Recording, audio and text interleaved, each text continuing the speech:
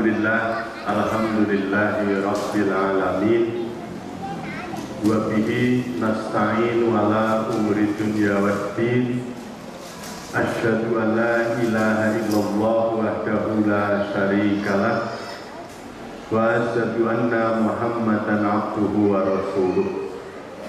Allahumma salli wa sallim wa barik ala Muhammad wa ala alihi wa sahbihi ajma'in. Amma ba'd. Bapak-bapak, ibu-ibu, jamaah Isya menjelang tarawih yang saya hormati, kita sudah di atas 10 hari menjalankan ibadah Ramadan. Dan ini bagi kita yang sudah berusia menengah ke atas seperti saya, paling tidak sudah lebih dari 50 kali menjalani Ramadan. Tapi kegiatan Ramadan ya hanya itu saja. Siang hari kita disuruh berpuasa, pada malam hari kita disuruh memperbanyak membaca Quran dan sholat sunnah. Di antaranya adalah sholat tarawih. Berarti sholat kita pada bulan Ramadan umumnya lebih banyak daripada hari-hari biasa. Berarti ketika kita sholat lebih banyak, surat Al-Fatihah yang kita baca juga lebih banyak. Otomatis kita juga berdoa lebih banyak. Karena surat Al-Fatihah itu ditutup dengan ajaran doa yang paling prinsip dan yang paling penting. Tapi karena saking seringnya dan karena kita sudah hafal di luar kepala, ketika membaca akhir surat Al-Fatihah sering tidak merasa kalau sedang berdoa. Padahal itu adalah doa yang paling prinsip. Atau mungkin ketika kita dikabulkan Allah dengan doa itu kita tidak siap karena saking beratnya yang kita minta, yaitu ungkapan ihdinas siratal mustaqim siratal ladzina an'amta alaihim ghairil maghdubi alaihim waladdallin. Tunjukkanlah kami jalan lurus, yaitu jalan orang-orang yang telah Engkau beri nikmat atas mereka, dan bukan jalannya orang-orang yang sesat. Jadi bapak-bapak, ibu-ibu sekalian, dari doa yang ada di surat Al-Fatihah tadi, pertama, ini tahun 2 tahun lalu pernah saya sampaikan, mengajari kita tentang adanya peta sosial abadi.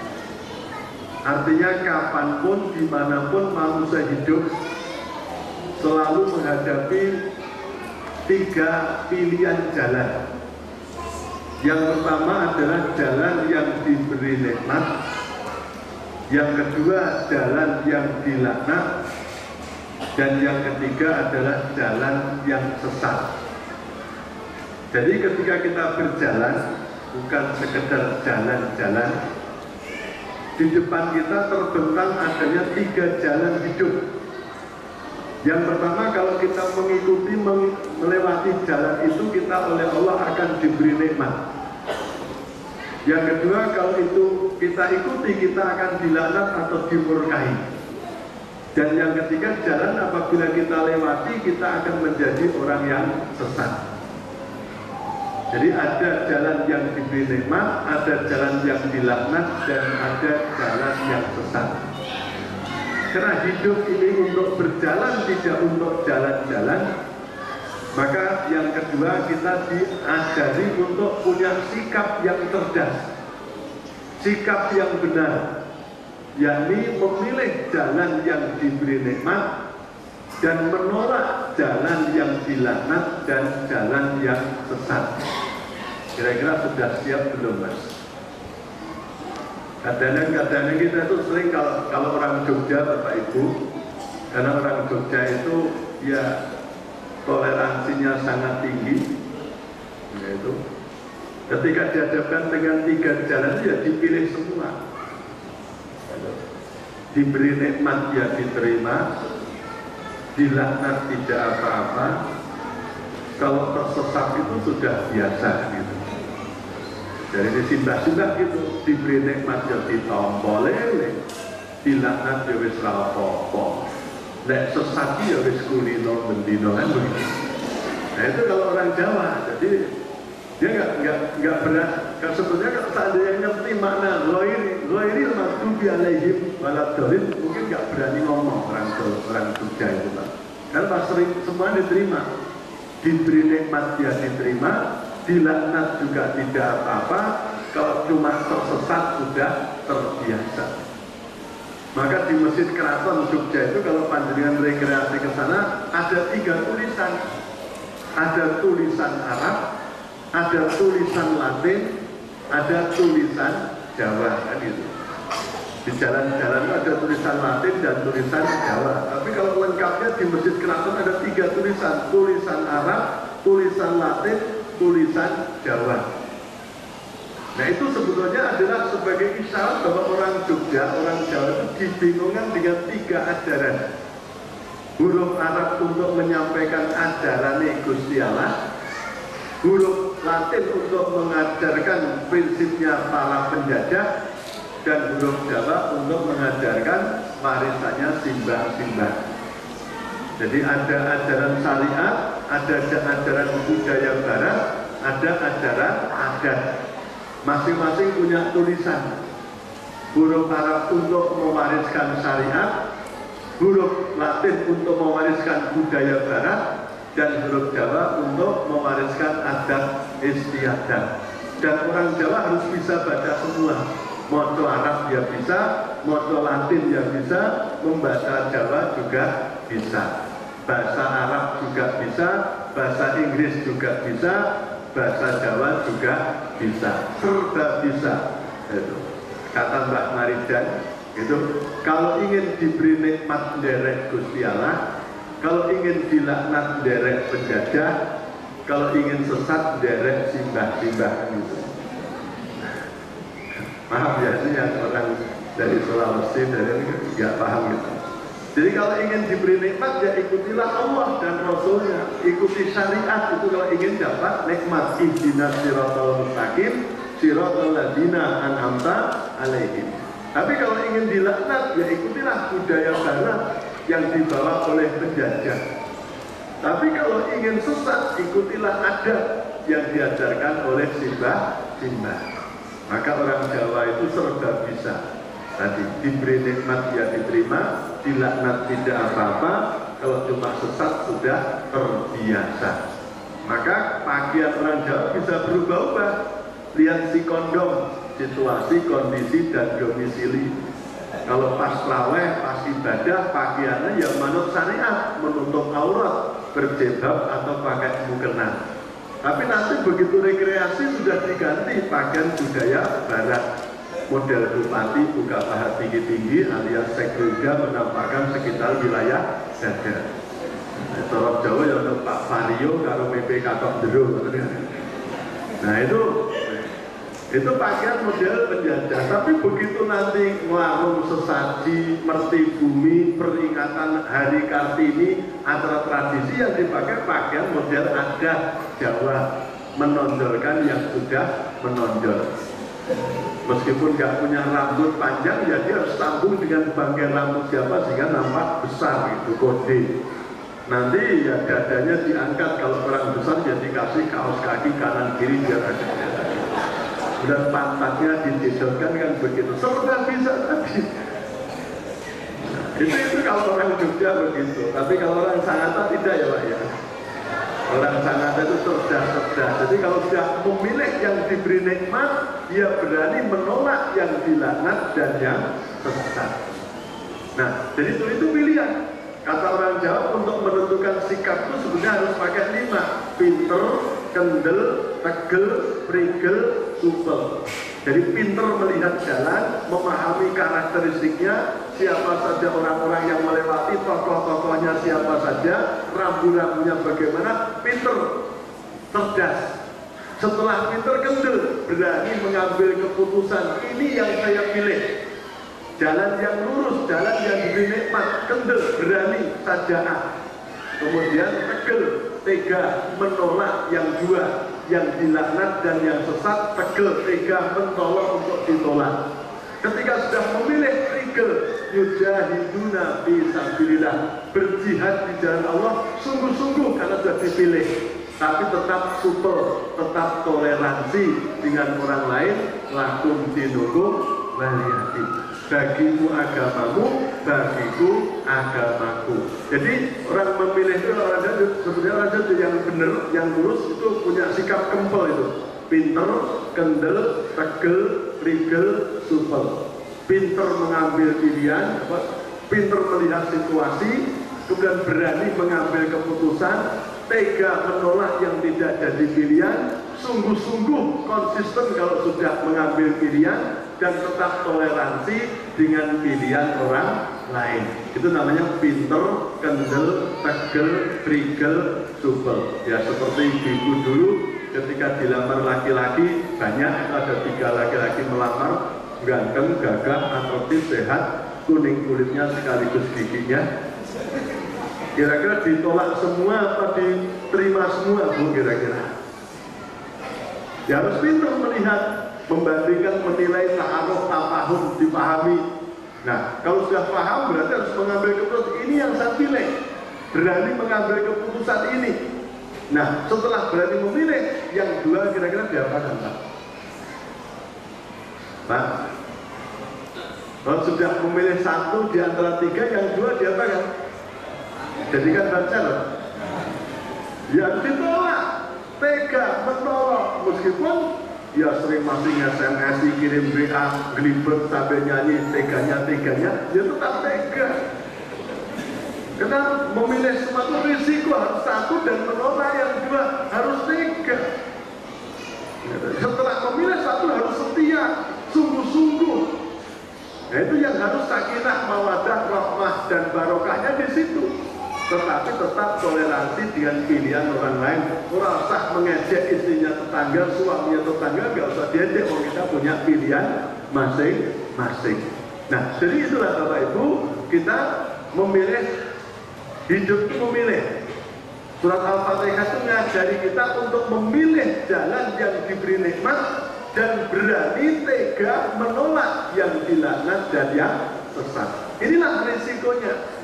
Nanti mungkin kita akan dicap fanatik, fundamentalis, ekstrim, kelompok sempalan, aliran sesat, sektarian, Islam galak, ISIS, sumuk.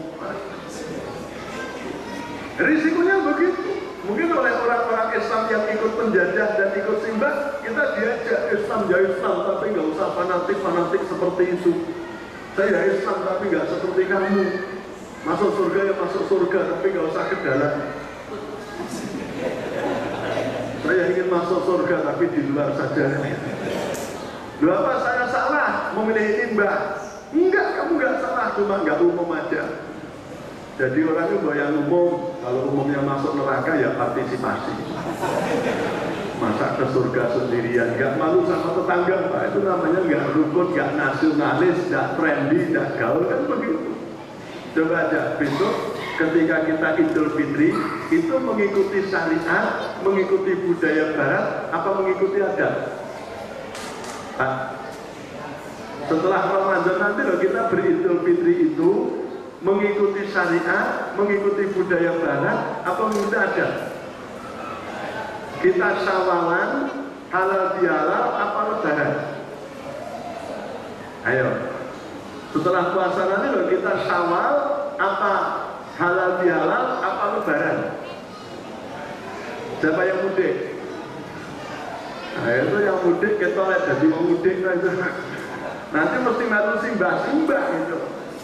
Idul Fitrinya ditambah jadi hari keberapa? Kalau menurut saya kan Idul Fitri cuma 1 hari saja. Idul Adha itu 4 hari. Sehingga Idul Fitri itu hari raya kecil, Idul Adha itu hari raya besar. Tapi kalau adat membesar-besarkan yang kecil dan mengecilkan yang besar. Idul Fitri diperpanjang, dihura-hura dengan semangat yang berkepanjangan, sementara Idul Adha Di desa-desa di Jawa itu jarang orang menyembelih korban, itu jarang. Karena maksudnya untuk nyanyi Gusti Allah, nikahkan anaknya gitu ya. Banyak orang nggak bisa korban karena banyak sumbangan. Nah, jadi itu bapak-bapak yang hormati, kita belum siap untuk istiqomah memilih jalan yang diberi nikmat. Nah, kalau kita memilih jalan yang diberi nikmat, itu jalan siapa saja. Di dalam surat An-Nisa ayat 68-69, di situ ada 4 tokoh peniti jalan yang diberi nikmat tadi. Wala hadainahu siratan mustaqimah wa may yuti'illaha wa rasulahu fa ulaika ma'al ladzina an'ama Allahu 'alaihim minan nabiyyina wasiddiqina wasyuhada wassalihin. Jadi sungguh telah kami beri petunjuk kepada mereka itu jalan yang lurus. Barang siapa yang mentaati Allah dan Rasul-Nya, maka mereka akan bersama-sama dengan orang yang telah kami beri nikmat atas mereka. Siapa mereka? Minan nabiyina wasiddiqina wasyuhada wassalihin. Para nabi, para shodiqin, para syuhada, dan orang-orang soleh. Jadi ada 4 peniti jalan yang diberi nikmat. Figur idola orang-orang yang mengerjakan diberi nikmat ada 4 orang, yakni para nabi, para shodiqin, para syuhada, dan orang-orang soleh. Maka kalau bapak-bapak tindak umrah atau tindak haji, ziarah di Masjid Nabawi, setelah kita di Raudah, kemudian kita keluar, diajak belok kiri untuk memberi salam kepada 4 tokoh ini. Pertama, salam kepada Nabi, salam kepada Sayyidina Abu Bakar, salam kepada Sayyidina Umar bin Khattab. Setelah itu diajak ziarah ke makam Baqi. Minan nabiyina wasiddiqina wasyuhada wassalihin. Jadi 4 orang itu kira-kira yang bisa kita tiru yang mana, Pak? Dalam hidup kita sebagai manusia biasa, kira-kira yang paling bisa kita wujudkan itu menjadi manusia yang mana ini, Pak? Ada yang punya cita-cita jadi nabi? SDIT Darussalam untuk mencetak para nabi, bohong. Ya mungkin karena Rasulullah nabi yang terakhir, Khatamul Anbiya, nabi yang terakhir. Kalau kita menjadi Abu Bakar, sudah siap belum, Pak? Seandainya kita hidup sejaman dengan Nabi, dan Nabi melakukan Isra Mi'raj dalam perjalanan 1 malam tidak sampai, itu sudah bisa Isra dan Mi'raj dengan peristiwa yang panjang. Dan diceritakan, diinformasikan, saat itu umat Islam terpecah menjadi 3 kelompok. Yang satu kembali murtad karena merasa ditipu oleh Nabi Muhammad, bohong. Yang satu ragu, kalau dipercaya kok tidak masuk akal, tapi kalau tidak dipercaya kok yang selama ini yang menyampaikan orang yang tidak pernah bohong. Dan yang ketiga adalah Abu Bakar. Ketika diajak oleh Abu Jahal, kamu percaya kepada Muhammad, mencerita begitu. Apa jawab beliau? Lebih dari itu pun kalau yang menyampaikan Muhammad, saya percaya. Nusaddiquhu bima akhbaro. Kita membenarkan apa yang dikabarkan oleh Rasulullah. Kira-kira kalau settingnya kita hidup di zaman itu termasuk yang mana, Mas, kira-kira? Nah, kira termasuk yang mana kira-kira? Ya, termasuk yang murtad ya? Apa termasuk yang ragu-ragu apa seperti Abu Bakar? Maka sejak itulah Abu Bakar oleh masyarakat, oleh Nabi diberikan as-siddiq yang selalu membenarkan. Termasuk wujud dari as-siddiq suka sedekah, sedekah. Maka tidak ada yang bisa menyaingi Abu Bakar, ya Pak. Yakin bahwa Allah itu maha pembalas dengan yang lebih banyak, lebih baik, dan berlipat ganda. Ini yang dimiliki oleh Abu Bakar. Sehingga ketika hartanya diminta oleh agama, semuanya tanpa hitung-hitung. Ketika membebaskan Bilal, ketika memberikan Nabi unta Qusbah, ketika harus meninggalkan saat hijrah, atau ketika dibutuhkan untuk jihad, semua diserahkan tanpa perhitungan. Kira-kira, Pak, kalau kita itu tadi Masjid Darussalam mau bangun apa tadi, menawarkan infak 1.750.000, 500, 250. Kita pilih yang mana? Pilih yang mana? Pilih yang tidak pilih, kan? Iya, kira-kira pilih yang mana kira-kira? Seumpamanya panjenengan meniru Abu Bakar itu semua asetnya diserahkan untuk demi kepentingan Darussalam. Kira-kira istri jenengan gimana, Pak? Ya, meneruskan meminta cerai, Pak, kira-kira. Ya, kalau Darussalam, saya juga mengumumkan itu nanti di Sebaran kalau mau tahu. Dan di Jogja sedang ditantang untuk beli tanah mahal. Karena Pak, di pinggir pondok pesantren putih saya ada tanah 1.400 meter dijual. Kalau saya nggak mau beli, maka akan dibeli oleh Cina untuk hotel. Coba bayangkan, Pak. Kalau saya yang beli boleh 2 juta, kalau Cina nanti akan ditawarkan 2,5 juta per meter. Kira-kira jenengan berarti tumbas meter kira-kira. Nanti musyawarah sama istri, Bu, berapa Bu kira-kira? Bisa seperti Abu Bakar kira-kira, Pak. Kira-kira Ustadznya itu orang. Kalau saat ini belum siap belum, kita belum mampu. Dari Nabi tidak mungkin, jadi Shodiqin tidak mungkin, masih bilang. Kalau jadi syuhada kira-kira siap nggak, Pak? Pak, ibu-ibu kalau anaknya pamit untuk jihad supaya jadi syuhada, kira-kira ikhlas betul, Bu? Punya anak sarjana cum laude, kemudian ada 2 tawaran yang bersamaan. Yang satu tawaran untuk berangkat ke Palestina untuk bakti sosial di sana, meskipun tidak harus mati, tapi punya risiko mati. Ganjarannya banyak. Nah, yang satu tawaran dari privat untuk kerja di underground, duduk-duduk lemah yang gunung dengan risiko mati. Kira-kira anak-anak kita izinkan ke privat atau ke Palestina, Pak? Pak? Kemana kira-kira? Ya, nah, jadi Nabi tidak mungkin, jadi Shodiqin masih berat, jadi syuhada kita kok saya wedi, Pak, ya. Padahal mesti mati loh orang jihad itu, Pak. Sing perang kali sing ngungsi mati ini disebut ya. Ya kan ada malah duluan yang ngungsi kalau neng laut dan seterusnya itu. Itulah. Nah, kalau tidak mungkin jadi Nabi, tidak mampu jadi Shodiqin, belum siap jadi syuhada, tinggal satu pilihan. Jadi menjadi orang-orang soleh. Kira-kira siap betul, Pak, jadi orang soleh? Siap betul? Siap mergoro ngerti tanda di wong soleh kan itu. Nah, kalau orang Jawa tidak berani jadi orang soleh. Cita-citanya yang kelima, wong kang soleh kumpulono. Ini wis abot tuh. Berdekat-dekatan, berteman dengan orang soleh saja sudah berat kalau orang Jawa. Wong kang soleh kumpulono. Orang soleh hendaknya dijadikan teman dekat. Nah, oleh itu Bapak-bapak, saya ingin mengulangi lagi. Mungkin sudah lupa. Kalau ada yang bisa, siapa Pak? Ada 5 tanda orang soleh. Menurut surat Al-Imran 113-114. Cinta-cinta emosi apa, Pak? Lali, nomor kali kesupen, nomor 3 ora eling, nomor 14 nomor 5.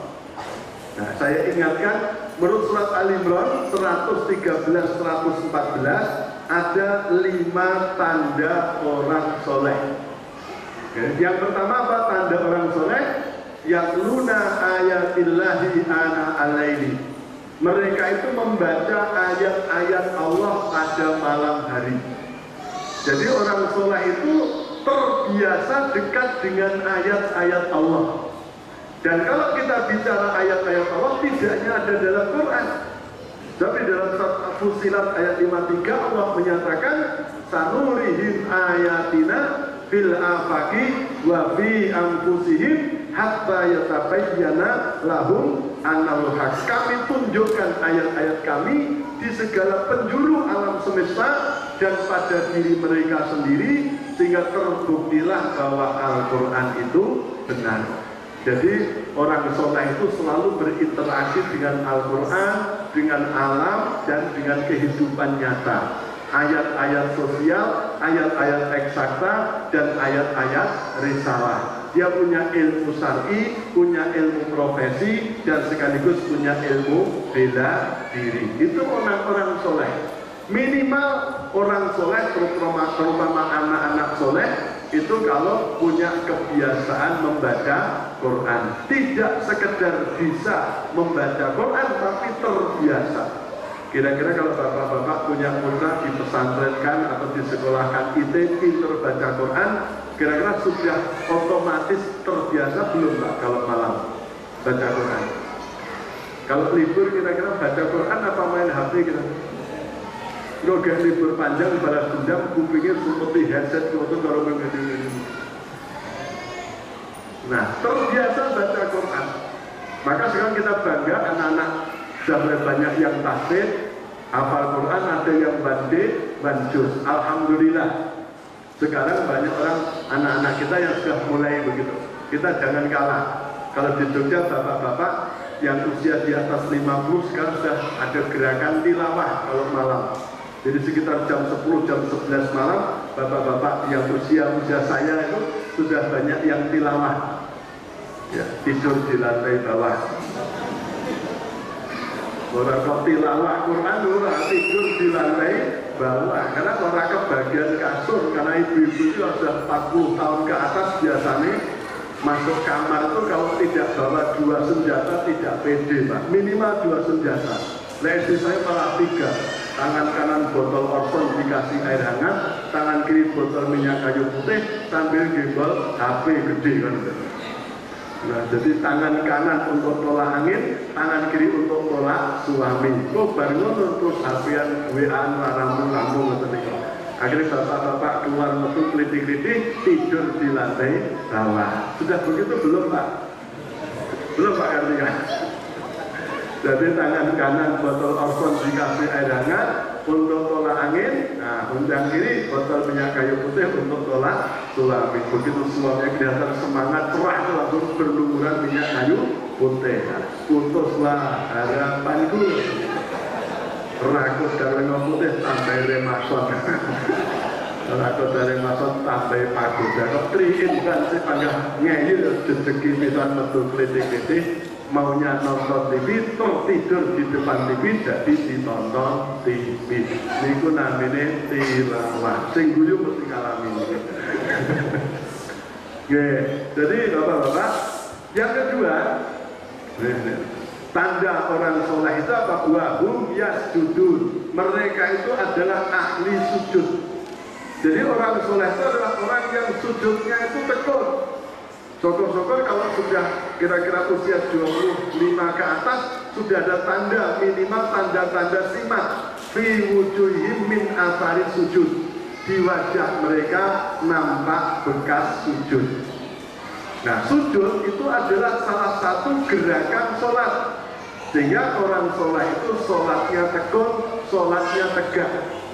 Kalau laki-laki 5 waktu diusahakan berjamaah di masjid. Kalau wanita memang tidak diharuskan ke masjid, bahkan yang baik itu wanita sholatnya di rumah, meskipun tidak dilarang ke masjid. Wanita tidak dilarang ke masjid, tapi dalam situasi normal lebih baik di rumah, menjaga anak-anak, mendidik anak-anak. Bapak yang menjadi aktivis publik keluar ke masjid, nanti setelah di masjid mendengarkan ceramah disampaikan yang di rumah. Dulu begitu, hendaknya yang datang menyampaikan kepada yang tidak datang. Karena apa? Pembagian tugas. Jadi laki-laki di masjid, wanita di rumah. Tapi ya tidak apa-apa, kalau tidak dilarang pergi ke masjid bareng untuk mendengarkan ceramah. Kalau suami nggak pernah. Bapak-bapak kalau dengarkan khotbah di rumah cerita nggak Pak? Alah paling lali, sakoli bohong, sing saru-saru. Nah, oleh karena itu nggak apa-apa, itu ke masjid nggak apa-apa dalam rangka untuk mendengarkan sendiri ceramah nggak apa-apa. Nah, cuma memang aturan dasarnya begitu, laki-laki sholatnya di masjid, wanita di rumah. Jadi, nah kalau zuhur tidak bisa di kantor, paling tidak subuh lah. Kalau subuh alasannya apa? Kalau zuhur di kantor, asar macet di jalan, maghrib baru makan kenyang, nanti kalau subuh muntah. Isya TV-nya beritanya masih hangat, takut ketinggalan. Kalau subuh apa alasannya Pak? Subuh tidak ada alasan ngantuk, sebab khusus adzan subuh digunakan untuk ngetes kesolehan kita. As-sholatu khairum minan naum. Sholat itu lebih baik daripada tidur. Tidak mungkin orang soleh punya prinsip tidur lebih baik daripada sholat. Nah, kira-kira anak-anak kita yang subuhan berapa orang Pak biasanya? Saya punya anak itu ya ada 4 model. Ada anak yang bangun sebelum subuh, ada anak yang ketika azan subuh dengar baru siap-siap, ada yang dengar yang adzan tidak dengar tapi harus dibangunin, tapi masih mau sholatnya masbuk setiap hari. Tapi ada yang anak nomor 5 itu, anak laki-laki saya, sulitnya bukan main dibangunkan, begitu bangun pindah ke kamar lain, bawa selimut, bawa bantal, sama bawa guling, tidur lagi di tempat. Nah, kira-kira yang banyak anak sangat yang mana Pak kira-kira? Yang nomor pertama, kedua, ketiga, atau keempat kira-kira? Nah, itu yang salah siapa dulu? Ketika anak bangun jam 4 oleh ibunya dibangunkan apa ditidurkan lagi kira-kira? Kalau bapak-bapak, nyuwun sewu, bapak-bapak, ibu-ibu kalau punya anak usia sekolah, bangunkan pagi anak-anak itu alasannya supaya tidak terlambat sholat subuh, apa supaya tidak terlambat sekolah? Nah, membangunkan anak pagi itu agar tidak terlambat subuhan berjamaah, apa supaya tidak terlambat sekolah? Berarti kalau libur nggak digugah. Kalau libur tidak dibangunkan. Ini kan dari kesalahan kita di situ, sehingga anak-anak kita sering bangun siang karena tidak terlatih. Begitu kalau dibangunkan jam 4 kita anggap ganggu, terus dikeloni meneh, dimimi sampai kenyang, diselimuti, begitu tidur lagi, alhamdulillah, barang gede akan digugah, disalah-salah, itu sih salah loh. Nah, jadi usahakan bapak-bapak nanti sholatnya di masjid, jangan hanya Ramadan saja. Ke masjid, anak-anak diajak. Kalau laki-laki sholatnya di rumah, itu belum laki-laki soleh, baru laki-laki solihah. Jadi kalau ada laki-laki sholat 5 waktunya masih di rumah, itu belum laki-laki soleh, tapi baru laki-laki solihah. Itulah istilah kalau menggugah anak lanang begitu. Kalau anak laki-laki kalau masjid, lanang solihah, tak kudungi. Takjil kafir, malu akhirnya berangkat ke masjid itu. Nah, itu saja bapak-bapak, karena waktu insya Allah yang 3 disambung besok subuh, karena namanya kultum dan kuliah 7 menit, tadi sudah berapa menit gitu. Sudah waktunya terawih saja, mudah-mudahan ya paling-paling lupa ya Pak ya. Al-insanu makhluk kotor ladisyan, manusia tempatnya salah dan lupa. Dalam pengajian yang banyak salahnya penceramah, yang banyak lupanya wadah ini tunggu ketemu tutup. Nah, begitu Bapak. Jadi mari kita dalam hidup itu pinter, kendel, tegel, prigel, supel. Jadi kalau sudah memilih jalan yang lurus, jalan yang benar, harus berani dengan risiko apapun menolak yang dilaknat dan yang sesat. Kalau ingin diberi nikmat, contohlah 4 orang, yakni para nabi, para shodiqin, para syuhada, dan orang-orang soleh. Minimal kita berusaha jihad jadi orang soleh, yakni di antara ciri-cirinya ada dalam surat Al-Imran 113, 114, nanti sampai di rumah dibaca, dihafal, perlu ditulis, ditempelkan di tembok. Indikasi orang-orang soleh. Sudahkah saya termasuk orang-orang soleh?